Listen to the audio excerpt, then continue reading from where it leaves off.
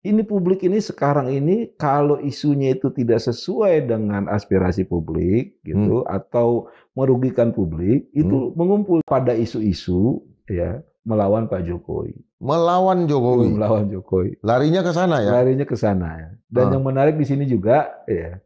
Dan Abang coba cek sendiri, ada nggak ya yang langsung menyerang Pak Prabowo? Ada tapi nggak banyak. Ini yang kami sebut dengan klaster natural. Kenapa natural? Karena tidak beraturan.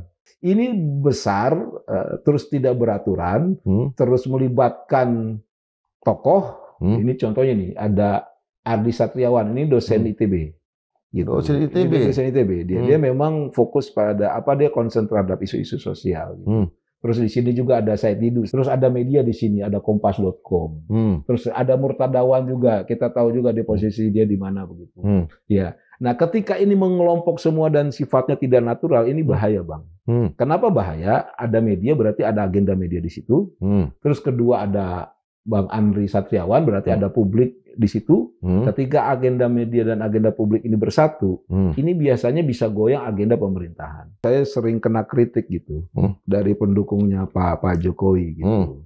Saya bilang berapa kali Pak Jokowi itu masih dikunci reputasinya oleh sentimen negatif, reputasi negatif. Yang paling gampang atau yang paling mudah adalah terkait ijazah palsu.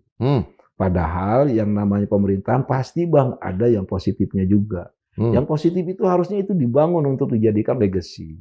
Ini enggak, masih kekunci aja.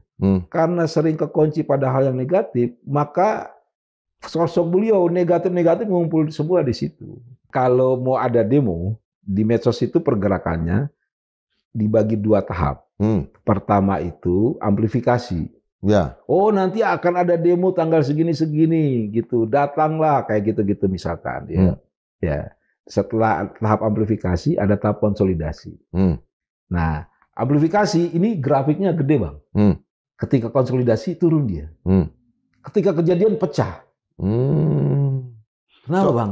Pada saat konsolidasi mainnya nggak di medsos Twitter, Facebook, Instagram Bang. Mainnya di kanal-kanal yang nggak bisa dipantau. Iya. Gitu. Kan saya udah punya masa nih. Abang punya masa misalkan di Priuk, saya punya masa di Depok. Polanya udah konsolidasi. Itu terlihat betul yang disebut dengan civil disobedience. Pembangkangan publik. Ini hati-hati loh. Saya mau kasih unjuk ini. Ini. Ini. Ya. Terkait ini yang saya berani bilang bahwa ada potensi yang namanya pembangkangan publik. Karena ini Bang. Baru kali ini di isu biasanya kan agak merata Bang. Gitu. Ya, ini angernya paling tinggi signifikan. Gitu. Marah ya? Marah gitu. Ketika kebijakan tidak populis tapi komunikasinya dibuat populis, kemungkinan besar itu aksi massa yang tinggi itu akan menurun. Gitu. Emosi publik akan turun di situ. Kenapa? Minimal Bapak itu simpati dengan kesusahan kami gitu. Nah, belajar juga di Pati, kalau ketika publik itu sedang stres, putus asa gitu ya, Bapak balik menantang, habis sudah.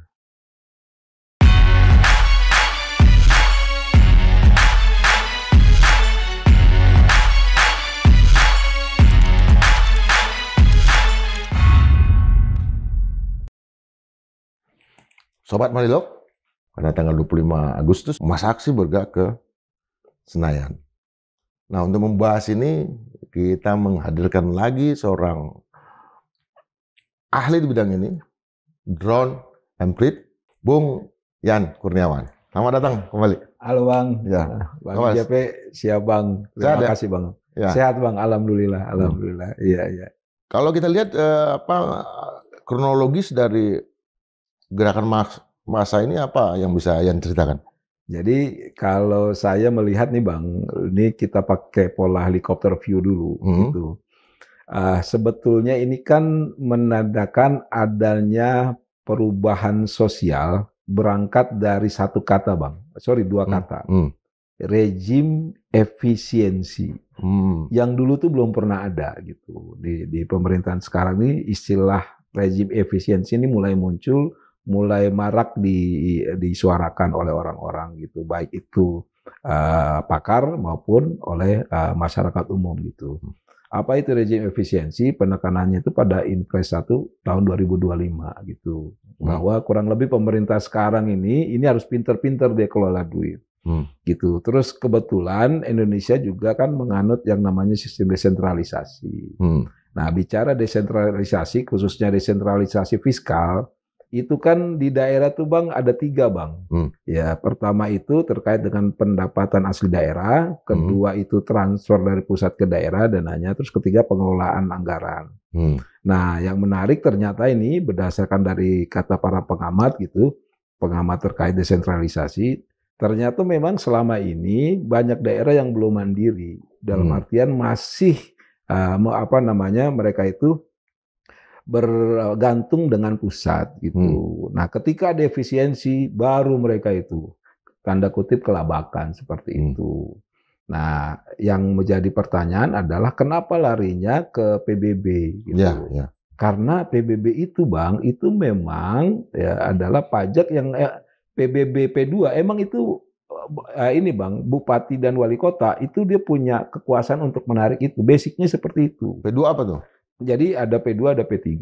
Kalau P2 itu dia khusus untuk pajak bupati dan daerah, bupati wali kota. Kalau P3 itu pusat, ya, pengelolanya pusat gitu. Makanya fokusnya sebenarnya pada bagaimana para pemimpin itu kaget-kaget mereka terhadap kebijakan efisiensi ini. Terus kedua adalah ada juga ternyata pemimpin-pemimpin daerah itu yang punya kreativitas.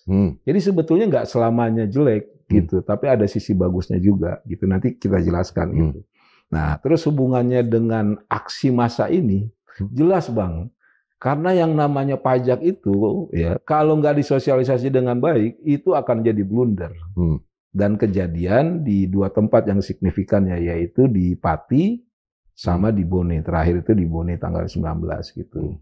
Nah, untuk di Pati Bang, itu yang menarik adalah ini Bang, kita langsung ke sini ya Bang, biar saya kasih unjuk ke Bang ini.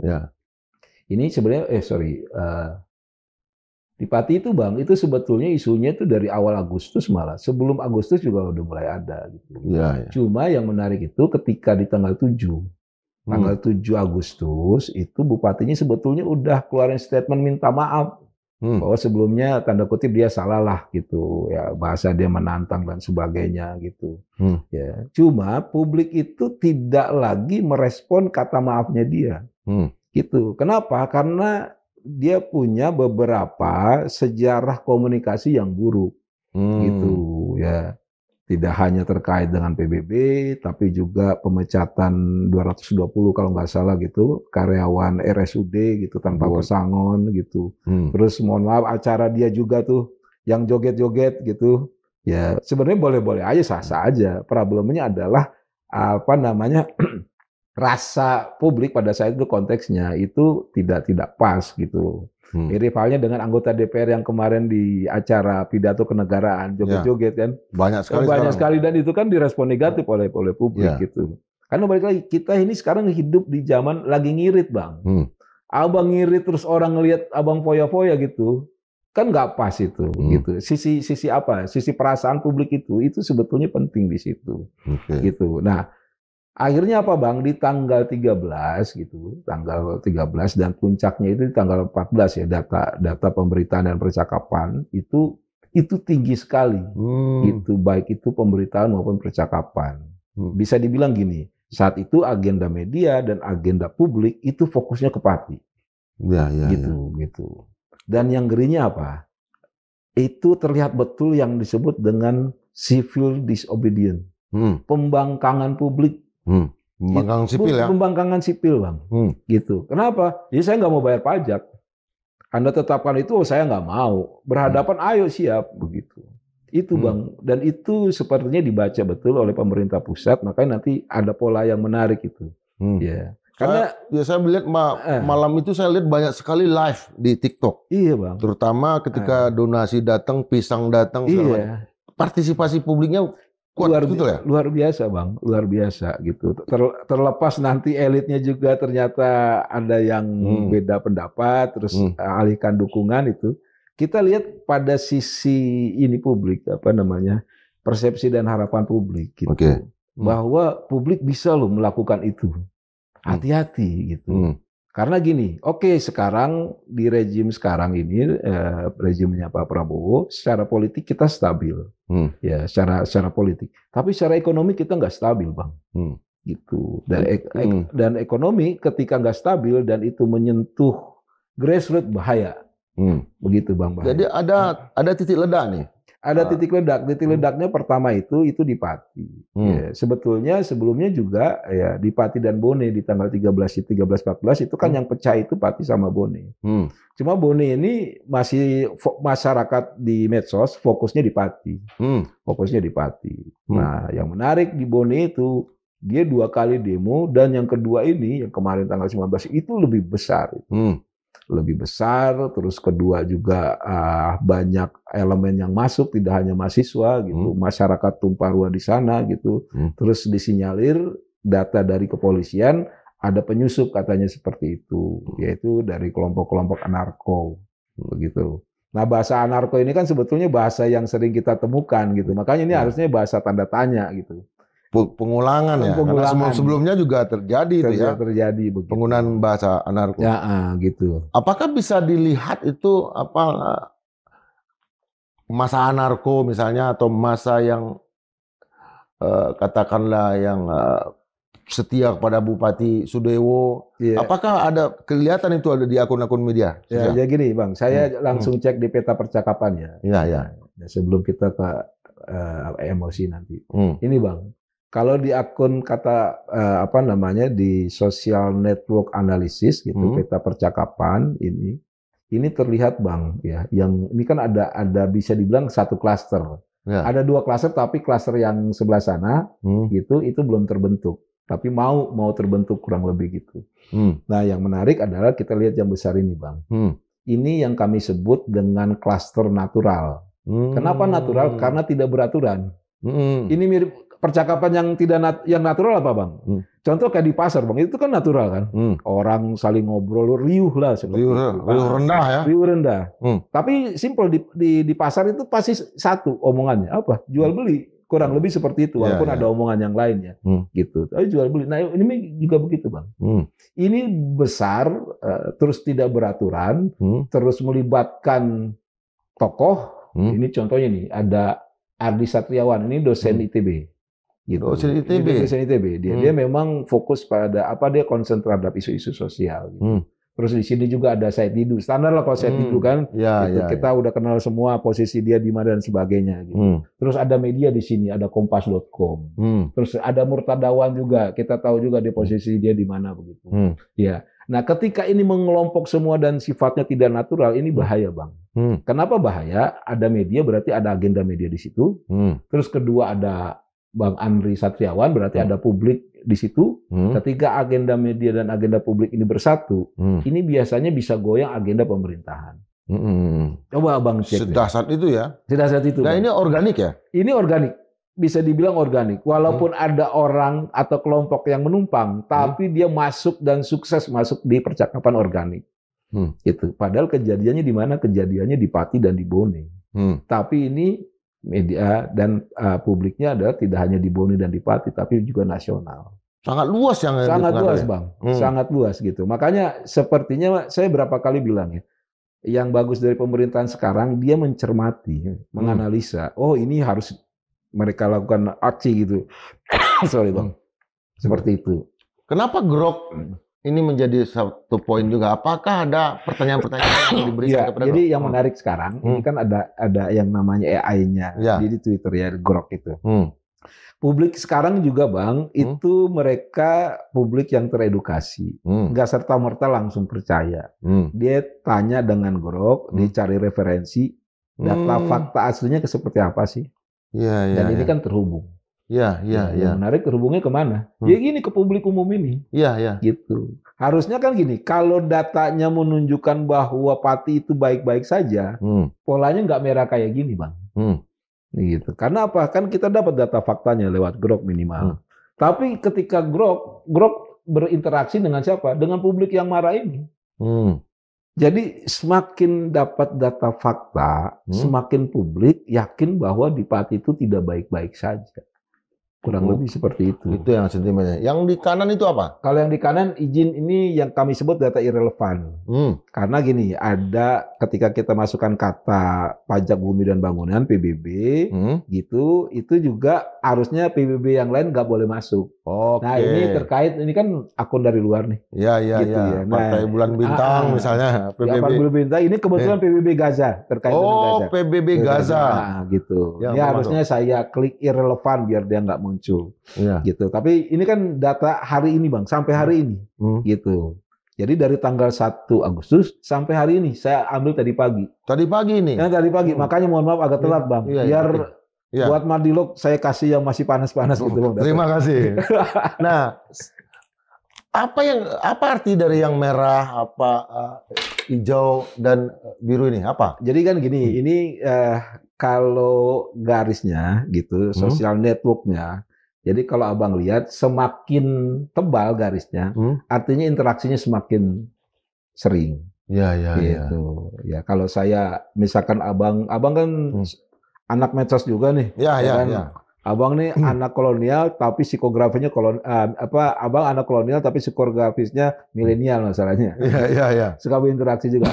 Kalau Abang cuit gitu, terus saya retweet, tarik akun Abang sama akun saya ketarik. Iya. Gitu. Terus kalau kita saling tektokan, tebal dia dari sini. Tebal dia ya. Artinya terjadi komunikasi yang terus-menerus ya. Betul. Nah, Abang lihat di sini ini Ardi Satriawan. Ya, dia note-nya besar. Artinya sering ditarik cuitan dia itu. Sering di-share sama publik terkait dengan isu ini. Gitu. Terus kita lihat juga ada kompas.com. Kompas.com artinya apa? Berarti ada postingan artikel dia yang diambil oleh oleh publik untuk menyebarkan peristiwa terkait dengan PBB P2 ini. Yaitu dalam hal ini adalah di Pati, Bone, Cirebon, dan Jombang. Kurang lebih seperti itu, Bang. Nah, Murtadawan ini ya saya kenal betul tuh. Sejak awal anaknya. Tapi apakah masih dia menjadi admin dari bahasa istana sekarang menjadi bahasa publik? Makanya kan kayak gitu, Bang. Nah, di sini kan bisa kelihatan lagi bahwa yang namanya dulu polarisasi. Sekali lagi ya, di rejim sekarang itu nggak ada, Bang. Nggak ada? Nggak ada, relatif nggak ada. Jadi publik itu mengumpulnya di isu? Di isu. Kalau dulu kan jelas. Salah benar, saya bela Pak Jokowi misalkan, atau saya bela Anies misalkan. Ini enggak. Ini publik ini sekarang ini kalau isunya itu tidak sesuai dengan aspirasi publik gitu atau merugikan publik, itu mengumpul dia di situ. Terus yang kedua juga, memang di satu sisi ada keberhasilan rejim sekarang, mereka itu menyatukan dua kelompok tersebut. Abang ingat peristiwa amnesti abolisi? Pemlembong dan Hasto, gitu. Itu ini Bang, ini kan mereka ini dari dua kelompok yang berbeda gitu. Betul. Yang selama ini nih saling ini Bang, narasi, cakar-cakaran di cebong lawan kampret. Nah, kurang lebih seperti itu Bang. Tapi sekarang mereka menyatu. Terutama pada isu-isu melawan Pak Jokowi. Melawan Jokowi. Larinya ke sana ya. Larinya ke sana ya. Dan yang menarik di sini juga dan Abang coba cek sendiri, ada nggak yang langsung menyerang Pak Prabowo? Ada, tapi nggak banyak. Efisiensi tetap diarahkan pada ini gara-gara kejadian yang lalu, gara-gara pemerintahan yang lalu. Yang disalahkan bukan pemerintahan sekarang, Bang, tetap pemerintahan sebelumnya. Jadi logika publik ini, kita nih sekarang nih hemat-hemat duit karena kemarin kita terlalu boros. Kemarin kita jor-joran, tidak berpikir ke depan. Tidak berpikir ke depan gitu. Kemarin itu kita utang banyak, sekarang kita harus ini. Orang lagi bilang ini eranya cuci piring, dan piringnya kebanyakan. Kurang lebih seperti itu. Piringnya kebanyakan dan kotor semua. Dan kotor semua gitu. Dan itu menarik, makanya rejim sekarang itu menariknya di situ. Makanya saya bilang secara politik sebetulnya nanti kita sampai Oktober kita bisa bilang 1 tahun pemerintahan Pak Prabowo adalah 1 tahun beliau bisa stabilkan politik. Tapi nggak bisa stabilkan ekonomi. Stabilisasi politik sudah mulai terbentuk. Nah, sebelum ke sana kita lihat sentimennya. Coba, ini apa Bang, penjelasan sentimennya itu? Ini sebetulnya yang merah ini sentimen. Oh iya, itu yang hijau itu positif, Bang. Ya. Ini positif. Ini positif. Ini ya, apa namanya negatif. Ada juga hijau-hijau kan, tapi kan nggak dominan. Ya. Kurang lebih gini Bang, di percakapan terkait PBB itu kira-kira itu kan kami udah pernah buat rilisnya itu di atas 50% Bang negatif. Gitu. Rilis kami terakhir tuh Don Ombre di official itu tinggi sentimen negatif publiknya begitu. Sentimen negatif ini untuk PBB yang lainnya artinya mereka publik tidak setuju. Publik tidak setuju. Yang jadi pertanyaan kan adalah tidak setujunya kepada siapa? Kepada siapa? Nah, yang benar tidak kepada presiden. Sasaran tembaknya itu adalah ke bupati. Ya, dalam hal ini adalah Bupati Pati, terus Bupati Bone gitu. Terus kedua ke Menteri Keuangan gitu karena program efisiensi ini. Terus ketiga ke Patito gitu karena ini masih di wilayah Kementerian Dalam Negeri gitu. Tapi tidak kepada presiden. Kan Bupati Pati dan Bone ini kan baru terpilih. Iya, baru terpilih, Bang. Gitu. Dan ini kan sebetulnya nggak kebijakan tiba-tiba, Bang. Ya. Tapi kebijakan dari tahun-tahun sebelumnya. Gitu. Yang menarik adalah kenapa bisa sasaran tembaknya ke sana. Begitu. Nah, dari beberapa statement pengamat itu melihat gini, Bang. Karena bupati yang sekarang itu tidak ada kreativitas dalam menyikapi kenaikan PBB ini, atau tidak ada kreativitas dalam dinamika yang namanya efisiensi anggaran untuk mencari PAD yang baru. Iya, PAD yang baru. Dan ada salah satu pengamat ya, saya ingat namanya Bang Herman Suparman, dia bilang gitu, rasio antara PAD dengan transfer daerah itu di bawah 20%, Bang. Gitu. Artinya apa? Artinya daerah itu rata-rata masih menggantungkan banget sama pusat. Kalau itu betul. Ya, kalau kita lihat kita semua apalagi di daerah-daerah ya. Apalagi dalam teknis penggunaan anggaran. Belanja rutin jauh lebih banyak daripada belanja pembangunan. Ya. Nah, artinya kalau kita lihat lagi ke sini berarti arah dari kesadaran publik ini masih melihat pemerintahan sebelumnya lah yang bersalah. Iya, kurang lebih seperti itu, Bang. Gitu. Memang harus disadari gini. Makanya saya berapa kali dan saya sering kena kritik gitu dari pendukungnya Pak Jokowi gitu. Saya bilang berapa kali Pak Jokowi itu masih dikunci reputasinya oleh sentimen negatif, reputasi negatif. Yang paling gampang atau yang paling mudah adalah terkait ijazah palsu. Padahal yang namanya pemerintahan pasti, Bang, ada yang positifnya juga. Yang positif itu harusnya itu dibangun untuk dijadikan legacy. Ini enggak, masih kekunci aja.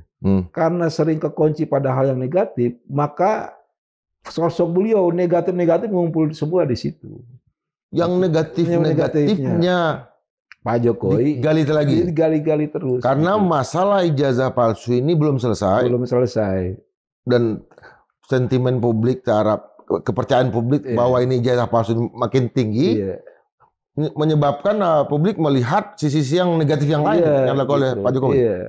Saya berapa kali bilang, coba deh jangan ikut gendang lawan. Gitu. Oke, ijazah palsu kita respon, tapi bikin gendang sendiri. Bikin papan catur sendiri, yang Anda tuh menang di situ. Yang Anda bisa bangun reputasi positifnya presiden. Dalam hal ini adalah mantan presiden Pak Jokowi, kurang lebih seperti itu. Karena kalau enggak ya udah Pak Jokowi akan di posisi begitu terus, begitu. Dan ini terbukti di sini, gitu. Padahal ini kejadiannya di pemerintahannya Pak Prabowo, gitu. Tapi publik masih banyak yang menyalahkan atau menghubung-hubungkan pada Pak Jokowi. Walaupun memang datanya tidak salah-salah betul. Karena kebijakannya itu kan rata-rata di 2024, Bang. Seperti itu. Yang dampaknya baru kita rasakan sekarang, begitu. Ya. Kalau kita kembali lagi ke data yang pertama tadi. Yang ini. Ya, yang ini. Disusupi oleh Anarko. Artinya kalau kita lihat data Pati, kan sebetulnya sentimen publik tuh murni. Apa benar ini ada Anarko di Bone? Jadi kalau di data medsos tidak bisa menunjukkan bahwa ada Anarko apa enggak. Statement Anarko itu yang menarik adalah munculnya dari pihak kepolisian. yang menangkap ada kelompok yang datang di luar daerah Bone dan mereka masuk mengacaukan laporan lebih seperti itu. Terus kami tidak menemukan satupun cuitan yang arahnya ke itu. Sorry Bang. Minum. Memang ini agak batuk kita. Ini gara-gara anarko nih Bang, langsung suaranya. Bukan, kalau saya gara-gara Noel ini ya.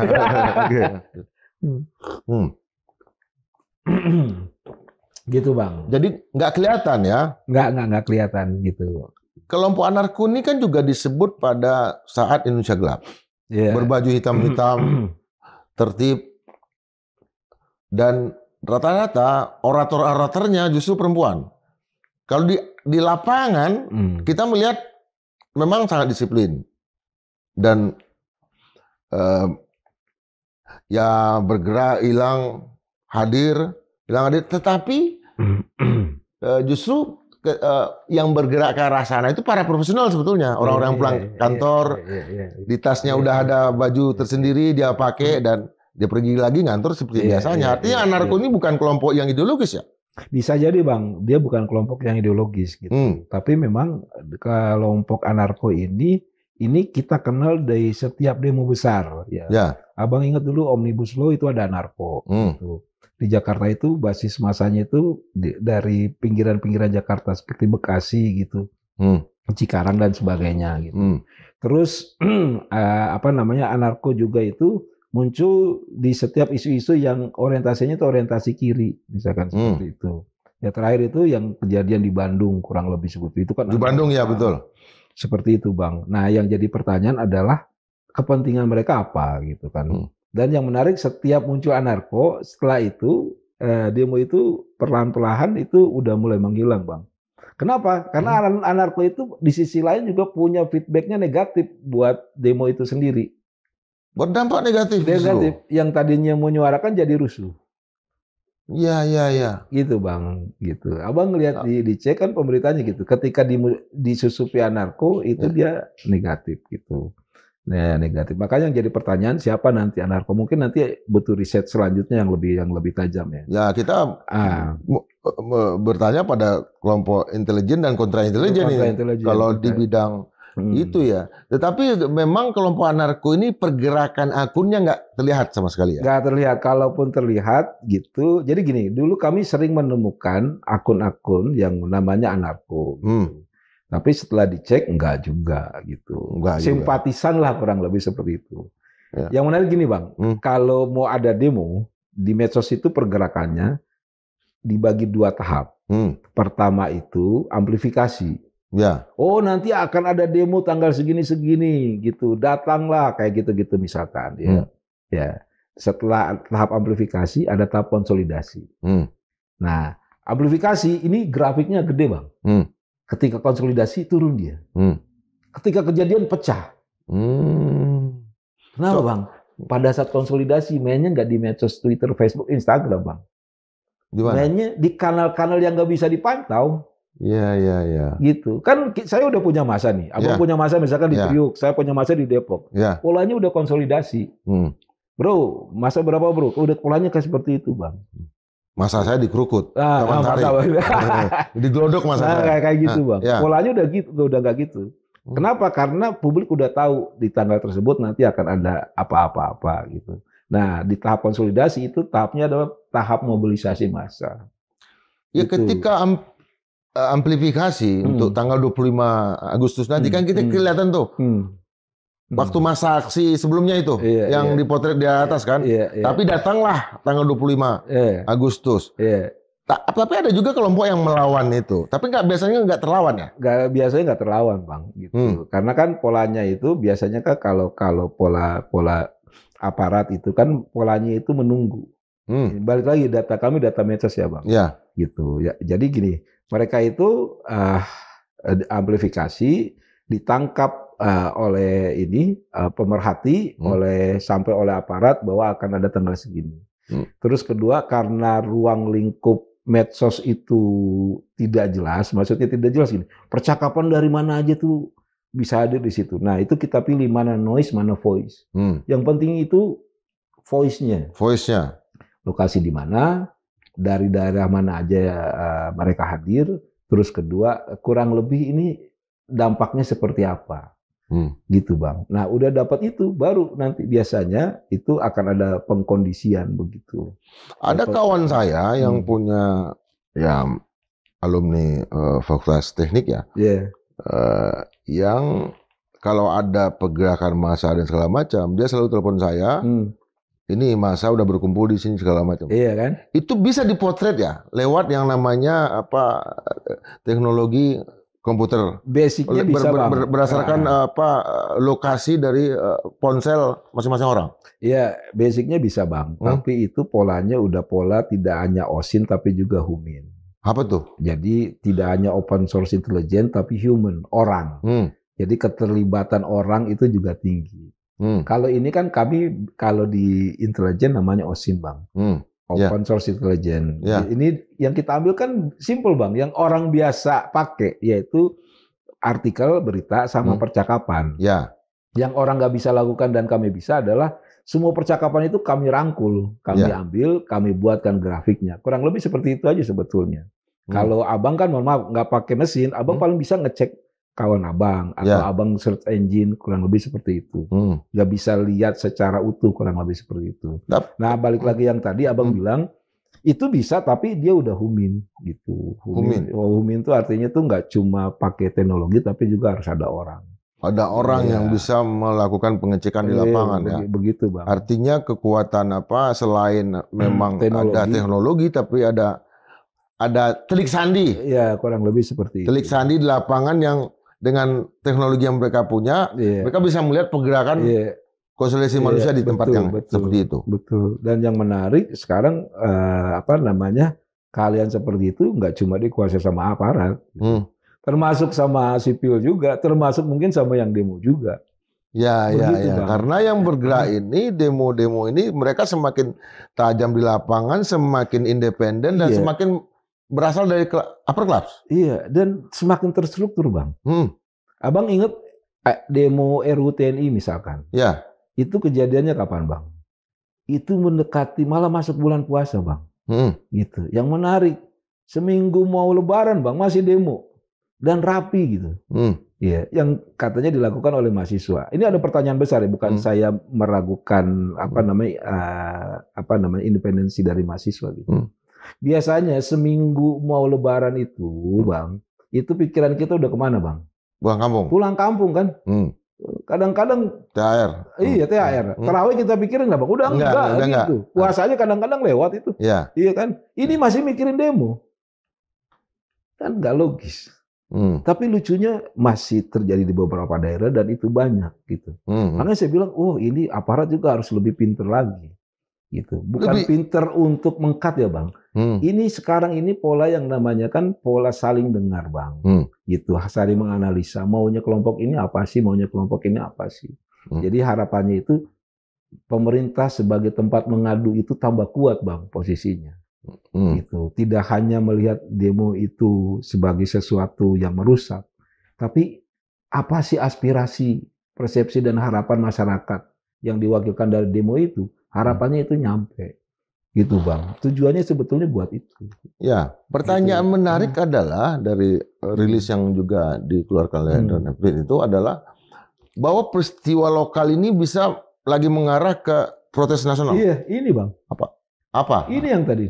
Ini kan kejadiannya di Bone, kejadiannya di Pati. Tapi yang ributnya apa? Netizen nasional. Oh, gitu. Oke. Ini yang memberitakan siapa? Kompas.com, ya CNN, TV One, begitu. Artinya kejadiannya di Pati, di Bone, tidak hanya di sana yang terbakar, tapi juga di Jakarta, kurang lebih seperti itu. Kalau di Bone misalnya Harian Fajar, yang di Sulawesi Selatan kan? Sulawesi Selatan, iya, Harian Fajar.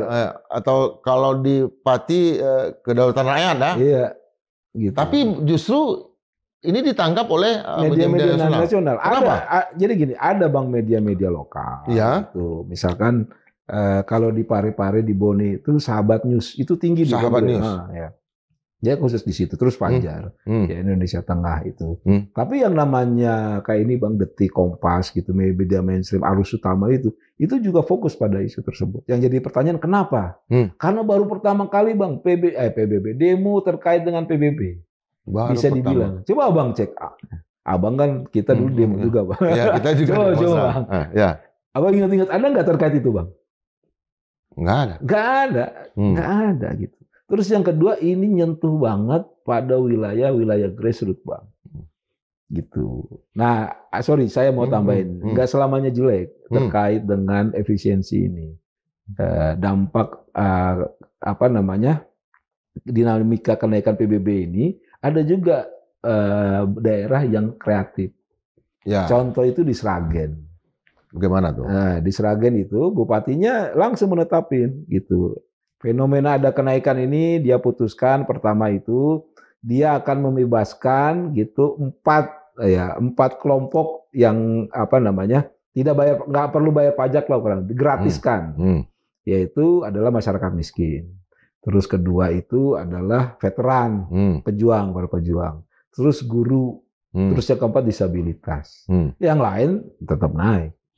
Gitu. Kenapa juga apa yang dilakukan Jakarta kan bahwa PBB itu tidak ada? Apakah juga itu bernada kesombongan karena APBD-nya Jakarta tinggi? Bisa, itu kan tidak masuk juga pembicaraan ke sini bahwa Jakarta ini it's okay gitu. Kenapa? Tidak. Kalau saya lihat sih simple Bang, karena publik itu selalu cerewet ketika ada sesuatu yang jelek, ketika puas dia diam. Itu uniknya kita. Ya. Gitu. Itu paling gampang deh Bang. Customer service itu kan biasanya kan orang banyak aduan, bukan kepuasan. Mengadu. Lebih pada mengadu. Makanya medsos itu sebetulnya alat atau kanal yang bagus untuk mengecek gitu. Publik itu aduannya kemana, apa sih? Tinggal dilihat aja karakter-karakter dari aduan itu. Apakah mereka itu benar-benar cry for help, minta bantuan betul, atau mereka itu kelompok yang ada kepentingan, ada motif tertentu gitu, atau hanya noise aja. Noise itu maksudnya karena nggak suka sama pimpinan tersebut, misalkan sama Pak Prabowo apa aja yang dilakukan Pak Prabowo jelek aja gitu, atau kepada Pak Jokowi jelek aja gitu. Nah kemampuan untuk memilah-milah ini penting sekarang Bang. Dan itu tidak hanya buat di pemerintah pusat, pemerintah daerah juga apalagi. Makanya Abang cek deh, pemimpin yang familiar dengan medsos, itu biasanya mereka itu cepat dapat apa yang dirasakan oleh publik. Gitu. KDM, terus mohon maaf, Pak Ridwan Kamil, jangan ngomong yang sekarang. Dulu itu betul-betul tokoh yang sangat disukai oleh publik. Gara-gara apa? Gara-gara medsosnya Bang. Di medsosnya. Gitu, karena interaksinya dia itu cukup kuat dan ketika dia hadir dia bisa menyelesaikan problem masyarakat. Enggak semua, cuma ketika dia hadir visibility dia sebagai pemimpin yang mendengar terus melakukan aksi itu dilihat sama masyarakat dan masyarakat kan ketika melihat itu merasa dia bahwa ada sisi keadilan di situ. Iya gitu Bang. Kalau kita lihat dari sisi pertanyaannya kan dari sisi sejarah ya, karena saya sejarawan, Perang Kamang tahun 1908 di Sumatera Barat itu terjadi karena blasting, pajak bumi dan ternak pun dipajak. Terjadi perang. Kemerdekaan Amerika juga karena Boston Tea Party. Artinya tidak ada pajak tanpa perwakilan. Apakah sentimen ini akan bergerak ke skala nasional untuk orang tidak mau bayar pajak?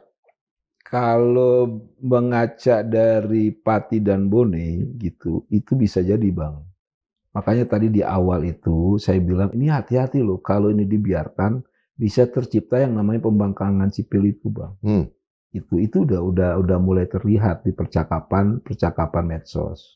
Buktinya apa? Oh, kita bisa kasih unjuk. Contoh misalkan nih, waduh ternyata ini duit ini yang kami keluarkan, kami kasih ke negara ini buat apa gitu. Intinya adalah buat keuntungan elit di atas, tidak buat kami. Gitu. Itu banyak Bang. Terus kalau ini Bang izin, saya mau kasih unjuk ini. Bang. Ini. terkait ini yang saya berani bilang bahwa ada potensi yang namanya pembangkangan publik. Karena ini Bang, baru kali ini ya, di isu biasanya kan agak merata Bang. Gitu. Ya, ini angernya paling tinggi, signifikan. Gitu. Marah ya? Marah gitu. Ini dari dan nggak kalau excited kan kaget kok tiba-tiba masa berkumpul. Tapi ini udah terkonsolidasi menjadi marah, kemarahan bahwa dia akan memberikan dukungan kepada masa aksi yang melakukan protes ini. Iya. Dan itu terrepresentasi, itu abang bisa lihat di Pati, ya begitu banyak orang nyumbang, di Bone itu masyarakat umum juga ikut turun. Kan awalnya itu digerakkan sama mahasiswa, begitu. Karena ini Bang. Gitu. Jadi kurang lebih sama nih apa yang muncul di udara, terus apa yang terjadi di lapangan kurang lebih. Makanya kalau ini tidak dikelola dengan baik, pembangkangan sipil itu bisa jadi terjadi. Dan beberapa pengamat sudah wanti-wanti, hati-hati ya kalau begini caranya ini bisa jadi pembangkangan sipil.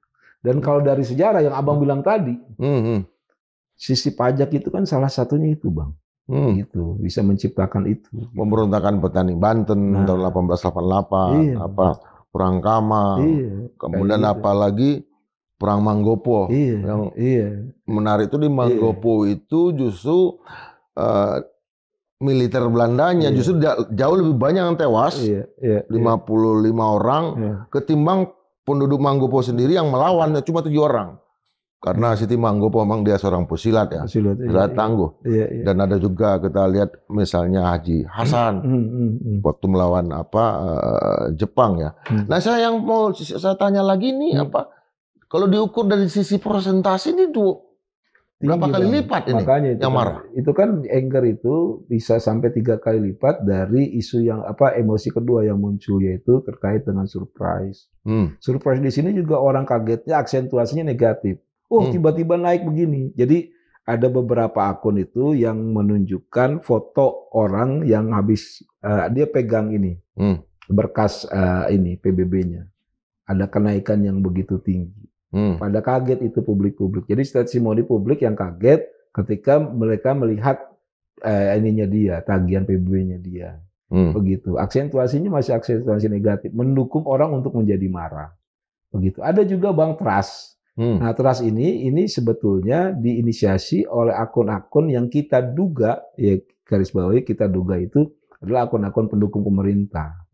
Gitu. Kenapa? Karena dia mengademkan. Bagusnya mengademkan, tidak melawan, tidak melakukan tengkar narasi. Makanya jatuhnya begini Bang, izin. Nah ini. Oke, dia terpisah sendiri ya. Kalau melawan sendiri, nanti kelihatan di sini beradu ya. Iya, kalau ini beradu, wah malah bahaya. Saya ini appreciate, gitu. Tinggal nanti diperkuat aja. Kenapa? Jadi gini, salah satu pendidikan ya yang harus dilakukan oleh pemerintah adalah pendidikan membayar pajak. Pendidikan membayar pajak. Iya. Abang pernah nggak diedukasi pajak? Manfaatnya buat pajak? Nggak pernah. Nggak pernah Bang. Itu Bang. Yang ada adalah kita dipajakin semua. Dipajakin semua. Dari kita. Kalau ada duit segala macam kita nggak peduli kan berapa persen segala macam. Gitu. Tapi pas nggak ada duit sekarang. Makanya kan lesson learn di sini terlihat betul bahwa ini loh pentingnya kita kalau melakukan pendidikan publik ya. Gak cuma pendidikan politik, pendidikan kebijakan tuh penting. Ini kelihatan dari sini. Kalau kita dari awal nih melakukan pendidikan gitu terkait dengan kebijakan, terutama kebijakan yang tidak populis gitu. Kemungkinan nggak akan besar seperti ini, gitu. Nah ini sebetulnya dia bicara terkait dengan pendidikan. Kenapa sih kita bayar pajak, gitu. Dan ini dimainkan biasanya oleh tim. Ya, dan ini bukan robot. Oleh tim dan mereka sebetulnya udah punya kemampuan juga ya untuk membaca sentimen di publik untuk tidak dilawan. Iya, problemnya adalah dia tinggal perkuat aja sisi testimoni dari tokoh. Contoh misalkan gini, itu statementnya Pak Bupati Sragen itu coba dimasukkan mereka sebarkan. Kemungkinan besar publik juga akan tertarik. Cara Bupati Sragen mengatasi masalah kreativitas itu kan banyak sebetulnya Bang, kreativitas untuk menaikkan PAD. Begitu. Nah, kalau itu dibangun juga gitu, itu kemungkinan besar engagement publik yang selama ini fokus pada yang kecewa itu juga teralihkan ke situ. Apa kesalahan dari Bupati Pati? Bupati Pati itu dia polanya jadi gini Bang, kuncinya itu dia reaktif bukan responsif. Reaktif? Iya, apa reaktif? Ketika publik itu marah, dia ikutan marah. Harusnya nggak bisa kayak gitu. Gaya Malah orang Pati. nantangnya, Gaya iya. orang Pati ya. Iya, dia gitu. pakai sesama orang Pati. Jadi gini enggak Bang? Ya, enggak. Jadi gini, dia kayak nggak kenal orang Pati aja, padahal dia orang Pati. Gitu. Iya itu maksud saya. Iya, gitu. Makin ditantang, makin iya, kan, keras. Iya, gitu. Kan apa namanya? Harusnya ya tiap daerah itu pemimpinnya itu tahu betul karakter masyarakatnya. Gitu, dan semua orang tuh pasti mengamini itu. Nah di Pati itu problemnya nggak kayak gitu. Kalau di Bone kenapa polisi justru yang bicara bukan bupatinya? Kemungkinan besar di Bone itu karena udah ada kejadian sebelumnya. Jadi kita bilang tuh ada istilah Pati efek gitu. Serba salah juga Bupati Bone itu. Bupati Pati kan hadir Bang. Gentle dia. Ketika ada demo dia turun, ditimpukin itu. Ditumpukin dia juga. Iya, begitu. Saya minta maaf ya. Iya, gitu Bang. Karena memang kemarahan publik sudah sangat luar biasa. Makanya ini kan biar gimana pun Bupati itu simbol pemimpin di situ. Ketika pemimpin ditimpuk Bang, potensi baik lagi Bang, pembangkangan sipil itu terlihat di situ. Terrepresentasi di situ. Dan kalau ini muncul di daerah lain melakukan hal sama, ngeri Bang. Makanya kerennya aparat dan sebagainya udah mulai tuh. Ini udah terlalu bahaya ini. Tidak bagus gitu. Polisi yang juga ditimpuk di Pati, biasanya kalau kita di lapangan ya, polisi yang jadi korban itu sebetulnya polisi yang tidak ada urusan dengan aksi itu, misalnya polisi lalu lintas, atau yang pengawasnya polisi itu yang baretnya, itu kan yang ditimpuk kan, yang dipukul, yang digebukin sama demonstran. Padahal mereka marahnya ke Brimob gitu kan. Nah, artinya di lapangan itu benar-benar ya pergerakan itu harus diatur. Iya, betul Bang. Artinya kan betul-betul kalau amuknya publik itu muncul Bang. Kan ingat ya, amuk itu kan ciri khas kita ya. Makanya apa namanya kamus bahasa Inggris tuh kata amuk tuh diambil kan dari Melayu Bang. Betul-betul udah nggak mau tahu lah, pokoknya ketemu yang ciri khasnya kayak gitu pukul habis begitu kurang lebih. Berarti untuk kasus Bone ini bupatinya tidak hadir, bupatinya menghilang, yang muncul justru persiapan polisi untuk menghadapi masa aksi. Iya, karena kan ini yang kejadian kedua, demo yang kedua, dan saya yakin baik itu aparat di sana maupun pemerintahan daerahnya tahu nih kapasitas demo nanti besarnya kayak apa, gitu. Terus mereka ngitung nih kalau misalkan bupatinya muncul, apakah bisa meredakan atau enggak, gitu. Nah ternyata bupatinya tidak hadir, tapi sudah mulai dan keluar statement bahwa PBB-nya ditunda. Nah, ketika PBB ditunda, entah itu di di Bone, terus kedua di Cirebon juga tunda Bang. Dan hari ini sepakat di Cirebon itu tidak ada aksi. Di Jombang? Di Jombang enggak, di Jombang juga enggak gitu. Artinya gini, ketika kebijakan tidak populis, tapi komunikasinya dibuat populis, kemungkinan besar itu aksi massa yang tinggi itu akan menurun. Gitu. Emosi publik akan turun di situ. Kenapa? Minimal Bapak itu simpati dengan kesusahan kami. Gitu.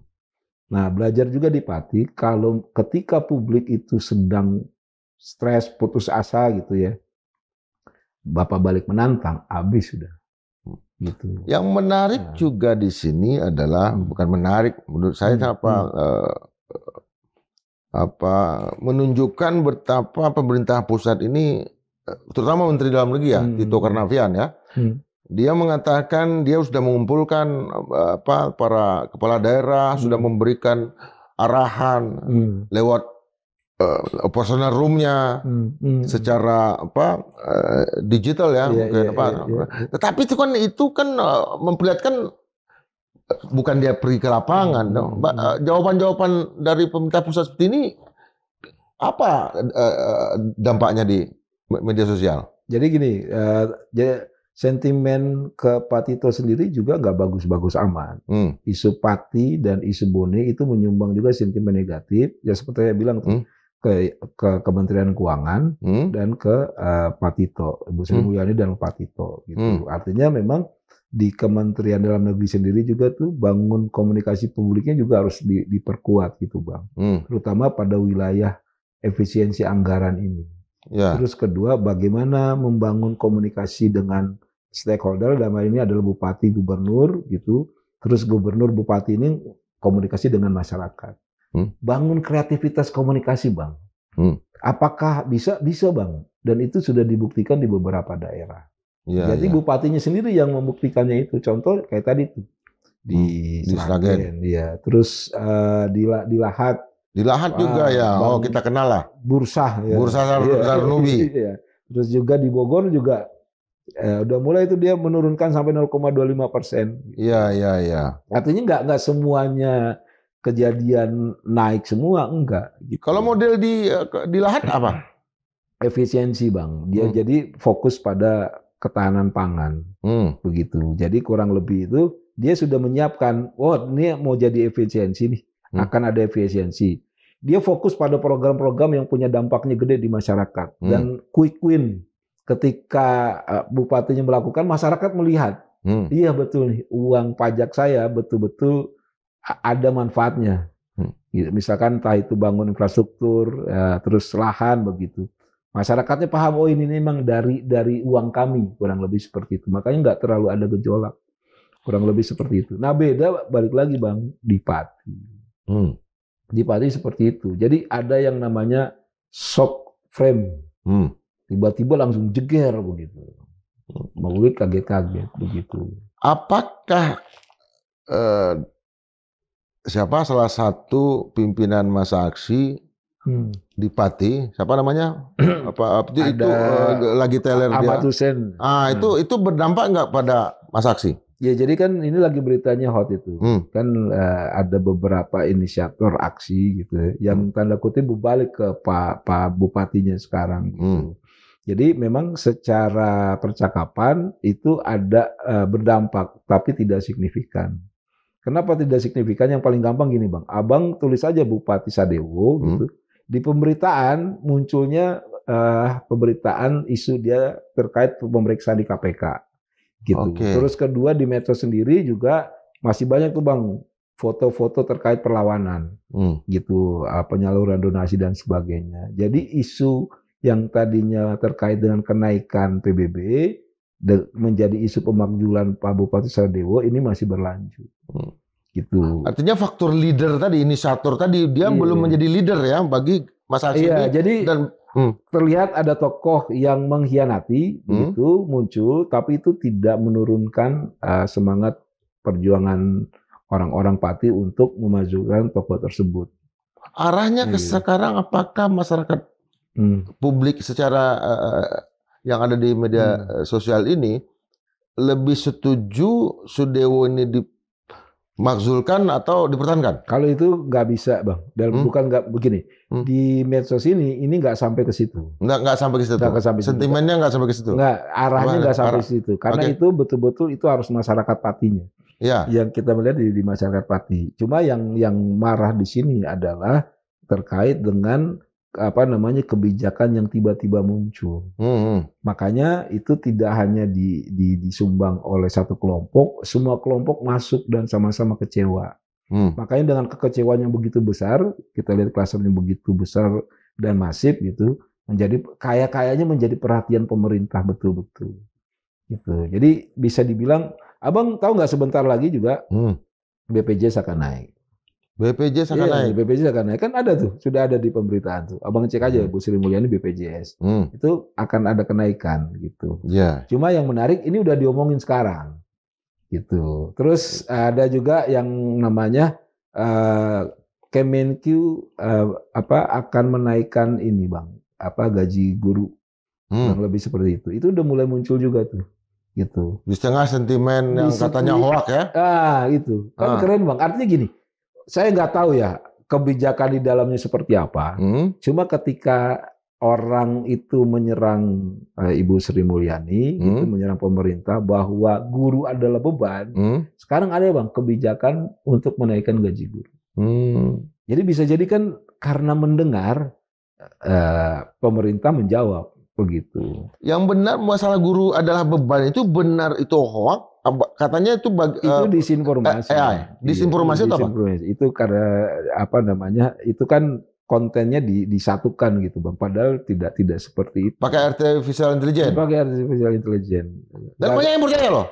Banyak yang percaya, Bang, karena emang udah halus betul. Makanya salah satu yang menjadi penting juga buat kita semua adalah literasi digital.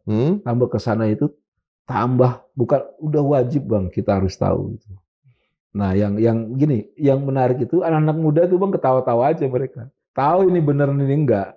Ya, anak muda ya? Iya, anak muda lebih paham, Bang. Anak-anak saya tuh lebih paham. Nah, lebih paham. Nah, ukuran kita gitu, kita malah sama senior kita itu udah. Kita percaya betul bahwa kita bertengkar dan kita percaya betul bahwa ini informasi valid, iya, A1. Betul, dan Bang. Kita marah. Iya, gitu, Bang. Nah, sebetulnya itu kan jadi masukan buat pemerintah kan. Ya. Oh, ternyata ini loh, ada kelompok-kelompok kalau hoax itu muncul, kenanya yang paling dampak ini kelompok ini gitu. Iya. Kalau begitu diperkuat gitu. Yang paling sering kalau kita lihat di WhatsApp ya.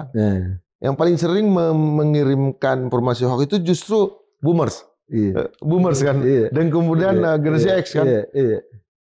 Bagi kita yang udah tenggelam dengan kalau di Twitter kan untuk mengkonfirmasi berita itu apa hoax atau tidak kan cepat sekali kan. Betul, apa kita lihat akun-akunnya kan. Betul, Bang. Itu sentimen-sentimen itu dibentuk oleh ketidakadaan edukasi. Seperti apa sebetulnya edukasi yang mau dibutuhkan? Jadi gini, Bang, Abang tahu nggak hoax apa yang paling tinggi? Nggak tahu. Ya. Kesehatan, politik. Kesehatan dan politik. Kesehatan tinggi, Bang. Kenapa, Bang, hoax kesehatan tinggi dan laku gitu?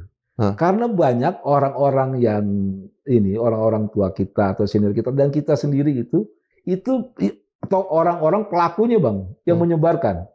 Kita menyebarkan bukan karena kita mau menyebarkan hoax, Bang. Karena kita takut keluarga kita, teman-teman kita kena. Contoh misalkan gini, ya 5 rice cooker menyebabkan cancer gitu. Ibu-ibu, Bang, nggak baca, Bang, langsung dia sebar itu. Karena apa? Jangan sampai kawan saya nih, kawan pengajian atau siapa itu kena gitu. Gitu, Bang. Gitu. Jadi dia menyebarkan karena rasa takut dan nggak mau. Padahal dia belum baca, belum dalami. Belum pahami. Kalaupun dia baca semua, dia juga nggak tahu itu benar apa enggak. Gitu. Itu banyak itu.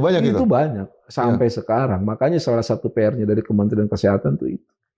Gitu, Bang, terkait perang hoax seperti itu. Kementerian Kesehatan. Nah, kalau yang politik? Ya kalau politik ya contohnya kayak gini. Ya. Ibu Sri Mulyani. Gitu. Kan bayangin, Bang, ya. Bahasa guru jadi beban negara itu kan bahasa-bahasa yang kurang lebih kan tidak menunjukkan rasa keadilan itu, gitu. Tapi itu kan muncul dan orang laku gitu, Bang. Nah, makanya ketika ada kebijakan bahwa pemerintah akan menaikkan gaji guru pengajar itu direspon positif. Cuma ada yang menarik lagi gini, Bang.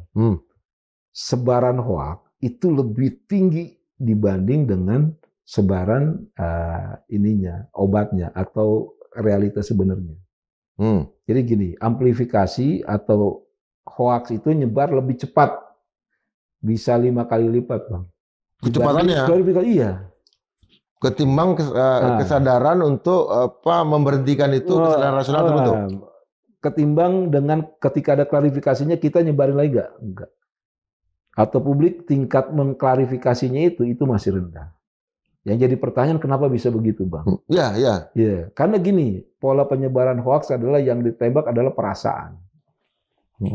Kalau klarifikasi kan rasio, logika. Iya. Gitu. Kalau politik kan persepsi. Kayak gitu. Persepsi. Iya. Yang kena dulu, bukan ke logika dulu. Makanya sebetulnya bisa kok caranya gimana klarifikasi itu menyebarnya juga cukup kuat. Caranya adalah bikin klarifikasi, udah oke, tapi dikemas dengan konten yang punya nilai afeksi, nilai menggugah. Gitu, dibuat storytelling gitu ya, dibuat orang-orang tertarik begitu. Sampai akhirnya juga ikut menyebarkan gitu, Bang. Sekarang Sekarang enggak kan cuma statement aja kan. bahwa statement ini atau kejadian ini adalah hoax, dikasih stempel. Cuma gitu orang nggak ikut. Iya. Gitu, orang nggak nyebar. Makanya itu sebenarnya juga buat masukan buat orang-orang di pemerintahan ya, di Kementerian Komdigi misalkan, atau apa namanya, NGO yang fokus pada hoax gitu. Artinya Pak, ya artinya kita ketika melihat satu story apa tadi storytelling yang sudah, nah, kita juga tergugah untuk menyebarkan itu kan, juga, supaya gitu. Bisa mengejar kecepatan hoax ini yang sudah begitu jauh. Iya. Karena kalau menyebar dengan perasaan gitu, terus dilawan dengan nyebar dengan pakai logika, yang pakai logika itu pasti kalah, Bang. Begitu, gitu. Apa saran yang paling penting lagi untuk para pengambil kebijakan yang terkena dampak seperti ini, ke Sudeo misalnya, atau ke Tito Karnavian? Apa saran dari Yan? Ya, jadi gini, saya berangkat dari data medsos ya, Bang. Selalu berangkatnya dari situ.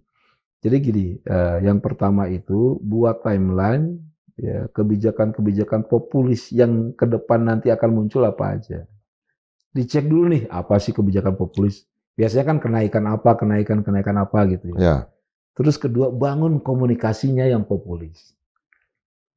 Gitu. Ini kan enggak seolah-olah udah ya penetapan kenaikan naik aja gitu. Gaya yang feodal hentikanlah ya. Gitu. Itu gaya feodal dihentikan. Dan yang banyak dari akun-akun media resmi kan yang joget-joget itu polisi.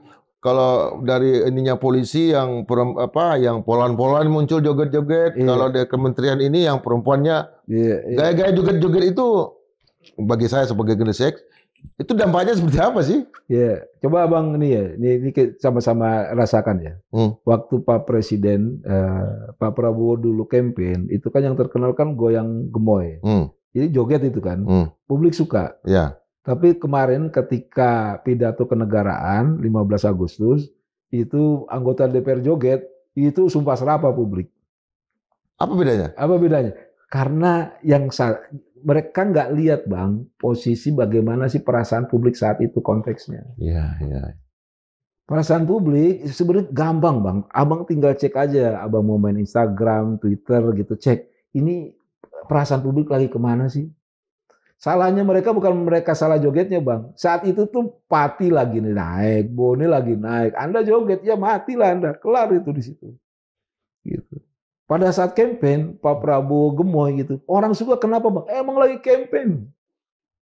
Campaign itu kan apa sih? Kan bangun interaksi, Bang. Ya. Gitu. Buat kita mungkin, ini Prabowo ngapain joget-joget. Tapi buat anak muda, itu kakek-kakek gebesin katanya. Ya buat pemilih pemula itu. Gitu. Kalau kita pakai bahasa tinggi, nggak ngerti mereka. Atau kejebak, Bapak kan lagi ada maunya aja.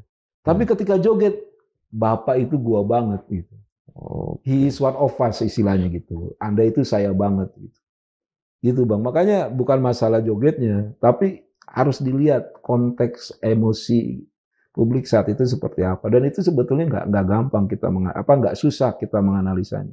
Sangat sederhana ya. Sederhana tuh, Bang. Tapi bagi saya tetap rumit kan. Karena kita bukan orang yang terlalu banyak berinteraksi dengan era sekarang. Tapi bagi saya kehadiran Dian ini ya sangat memberikan inspirasi bagi para politisi, calon-calon pemimpin bangsa ini ke depan. Siap, Bang. Oke, terima kasih ya. Sama-sama, Bang. Sobat Madilog, drone Emprit ini itu adalah sesuatu yang luar biasa. Dulu Tan Malaka mencari sebuah fakta logika dengan memasuki begitu banyak perpustakaan, mencari satu buku aja tentang logika itu susahnya minta ampun. Di zaman Hindia Belanda ya, karena menurut Tan Malaka itulah cara Belanda untuk tidak menyebarkan buku-buku yang terkait dengan logika supaya rasionalitas tidak terbentuk di masyarakat kolonial. Nah, kehadiran drone Emprit ini membentuk satu pemikiran di kalangan kita ya, bahwa bisa kita lihat apa yang sedang berlangsung di tengah publik sekarang, karena mereka semua memainkan media sosial akun-akun mereka sendiri. Dan itu bisa menjadi sumber bagi para penyelenggara negara terutama untuk mengambil kebijakan-kebijakan yang lebih empati kepada publik ketimbang yang sekarang terjadi antipati. Dan kita juga akan melihat nanti ke depan apa yang akan berkembang, apa yang berlanjut, apakah klaster merah akan lebih berkuasa ketimbang yang positif, yaitu yang hijau. Kita akan hadirkan lagi Yan Kurniawan dalam kesempatan berikutnya. Tetap berpikir merdeka 100%. Terima kasih. Terima kasih, Bang.